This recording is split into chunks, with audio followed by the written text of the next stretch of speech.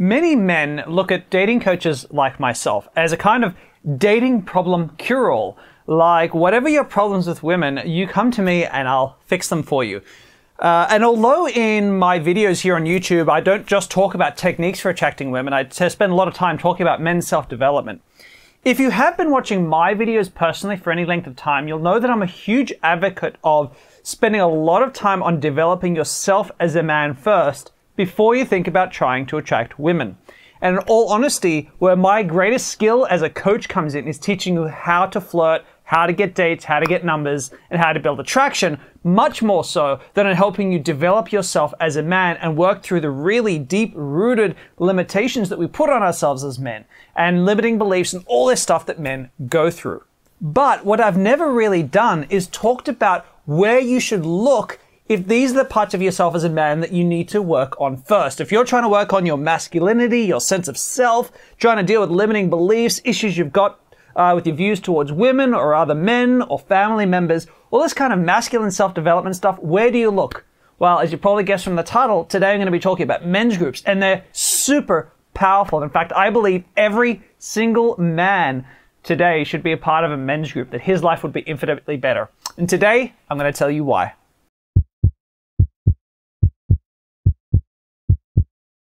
Over the last few decades that I've been alive, I'm 37 years old, I've watched men's rights, men's needs, and masculinity all get pushed to the side in order to make space for women's needs, women's rights, and a concept of what modern femininity is supposed to be.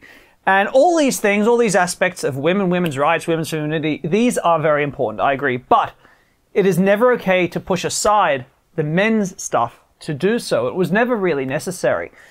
And what I find the most grievous crime of all is that women have decided to take it upon themselves to try to dictate to men what masculinity is.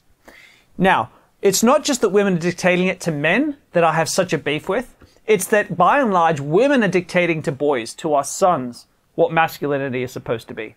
They're doing this through media. They're doing this through Netflix. I mean, if a lot of the shows you watch on Netflix have a very twisted sense of what masculinity is. This is done through high schools and primary schools that are predominantly female teacher-led, right? We're trying to tell boys this is what masculine is. And the way that it's done is seriously hurting men. Why? Because what women are doing is they're trying to use shame. They're trying to use terms like man up. They're trying to use terms like, this is what a real man does. A real man doesn't do this. And what it's attempting to do is to strike at men's weakest points. They're the most vulnerable parts of themselves, right? Their sense of masculinity, and to poke them in a really mean way to try to force them, coerce them to behave in a way that women want us to behave. And I find this truly, truly abhorrent. For example, a woman might say, a real man doesn't bash his wife. Now, before I go on, beating your wife, laying your hands in an aggressive way on any woman at all is abhorrent. It's not appropriate. But with that being said, I'm willing to bet that the average man who beats his wife is probably more engaged with his masculine than the average yes man who just agrees with everything his wife says. And this is really the core of the problem. Women can't accept that there is a very dark and dangerous side to masculinity. Now, I'm not saying that because every man has a part of himself that's capable of aggressive acts of murder and rape, violence and anger, because that's a part of every man, because that's a part of masculinity, that doesn't mean that we have to express it in the world. But the worst thing that you can do with any part of masculinity is try to forcefully suppress it, look the other way, and ignore it like it isn't there. The worst thing that we can do is be aware that there are those parts of us men and feel ashamed that that is a part of us. You know, the healthy way for men to deal with that is to accept that that's a part of us, accept that there is a very dark side to masculinity, embrace it, and learn to work with it in society in a way that doesn't cause us to express these traits in the world around us. In other words, we're dealing with these parts of masculinity in a healthy way. And, you know, don't even get me started on the term toxic masculinity, at least 50% of which is propagated by women themselves teaching toxic masculinity to their daughters and their sons. I hate the term. I really hate the term, because everything is geared around this notion that masculinity is bad, that there is shame to be had in all things masculine. Instead, what men need to do, as I keep saying with the dark side, is accept this part of themselves and work with it and nurture it and love ourselves for who we are, not feel ashamed because women think that we should. And so it is that we find ourselves in a climate where there is a horrible sense of loneliness and isolation and depression and suicide rates amongst men that far exceed anything that women are experiencing. Because it's true, most men grow up without suitable male role models around them. You know, some men are lucky or fortunate enough to grow up with a father. That's great. Men like me, that was fantastic. I was very lucky.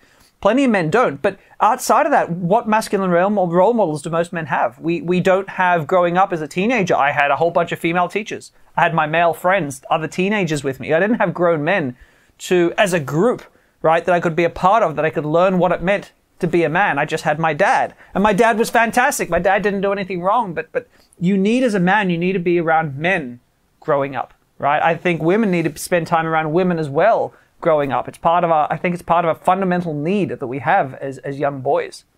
And it's in this climate that men's groups really come into their own. So what is a men's group? Well, a men's group is essentially a group of men who meet regularly. And this group of men are generally more emotionally intelligent than the average guy on average. What these group of men want to do is they meet regularly every week or so to support each other.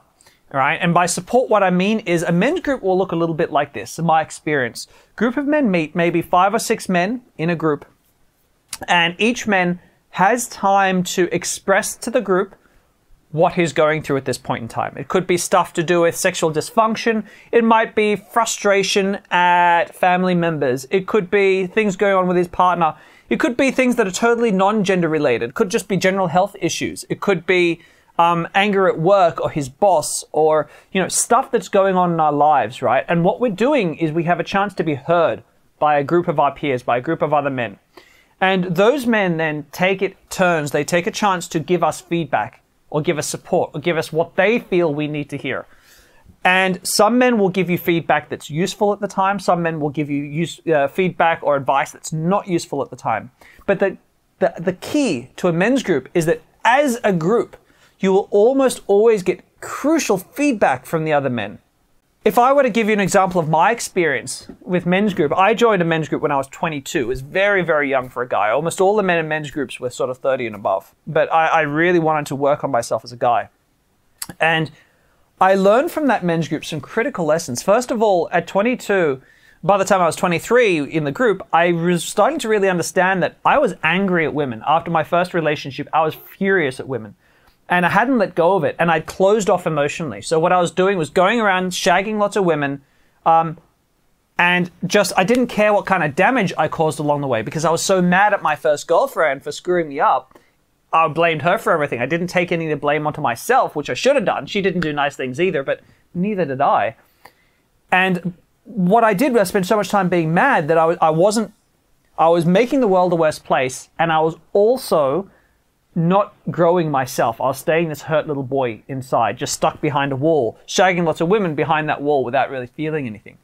And the men's group taught me to open up emotionally. It taught me that there's nothing wrong with casual sex, but it taught me that you can't do it from a place of fear. You can't do it from a place of trying to lash out at women. You have to do it from a place of love. You have to do it from a place of, I really like you and I'm sexually attracted to you. And I want to do something that's mutually beneficial here and just have fun. Approaching women, having this mindset around women, appreciating women, really appreciating them, letting go of the anger and the resentment and just loving them for who they are, even those women can sometimes and frequently be frustrating. I learned how to do these things. I learned critically as a man how not to be a nice guy, how not to be stepped all over by women in a relationship. It's another reason I stay closed off. I felt like the second I loved someone, I would suddenly become a victim, right? They would get power over me. And I learned to really be able to be a strong masculine man, setting clear boundaries, looking after myself, not being walked over, while at the same time being sensitive to her needs and caring about what her needs were. But at the same time, being willing to put my own needs first if the situation called for it and being okay with that. And having a men's group can really help immensely, because as you try to let go of being a nice guy, as you try to open up, the world becomes confusing. For any of you men watching, you probably know that it is confusing to know where should I set a strong boundary and where should I yield and give a woman what she wants? Where's the healthy line? And for many men, that's super complicated until you really sort of stuck in your masculine, you're really comfortable setting boundaries, that's really hard without the support of other men around you. Now, men's groups are generally not sexist. They're generally not conspiratorial, thinking the world is against them. They're not even generally men's rights activists like I am. On the whole, they're just a group of guys who really want to serve and be served by a group of men, who really want to spend some time regularly being pushed into their masculine, their true masculine, by a group of men who know what it's like to be a man. And you know, the very best part about a men's group is that they're generally completely free. Almost every city that I've been into in the world, largest cities, let's say any city over about 150,000 people, sometimes smaller, they always have at least one men's group floating around. And that's fantastic. All I've ever done is I've hopped onto Facebook or I've done a bit of Google searching for men's group in whatever city I'm in. And there's almost always a group, and they're usually very welcome to new members joining. I think that every man watching owes it to himself to spend some time around other men. It's very hard in our society, a society that tries to constantly shove down your throat what a man is. It's very hard to see clearly. It's not just like women doing it. There are other kind of very extremist factions of ideologies that some men have, right? And they try to force that down your throat. It's very hard as a man alone to see all of that and not be pushed around by it, right? It's very hard to find what your true north is as a man. And having that group of men, that is just invaluable. I think every man watching owes it to himself to give a men's group a try for a month. That's my challenge to you. If you're watching, by the way, I'd really like to invite you also to check out my dating personality test. What I do in this is I look at multiple parts, 16 parts of your personality that will impact you as a man around women. It's really hard to know yourself, especially when you're just on this journey of self-improvement. And a really detailed personality profile like this can help you immensely to better understand yourself, including your strengths and weaknesses. It's absolutely free. I highly recommend you go and check it out with the link up here.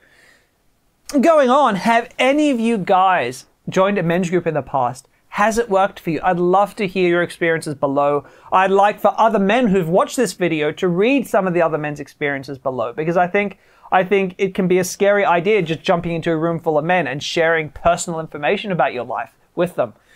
But if you can perhaps see that other men have had positive experiences as well, maybe that's going to give you the gentle push that you need in the right direction. I hope that you've enjoyed this video. If you have, please give me a thumbs up, subscribe to my channel, and of course, check out some of my other videos. If you like this one, odds are you're going to like those as well. As always, guys, stay safe, look after yourselves during this crazy period, and I'll see you in my future videos.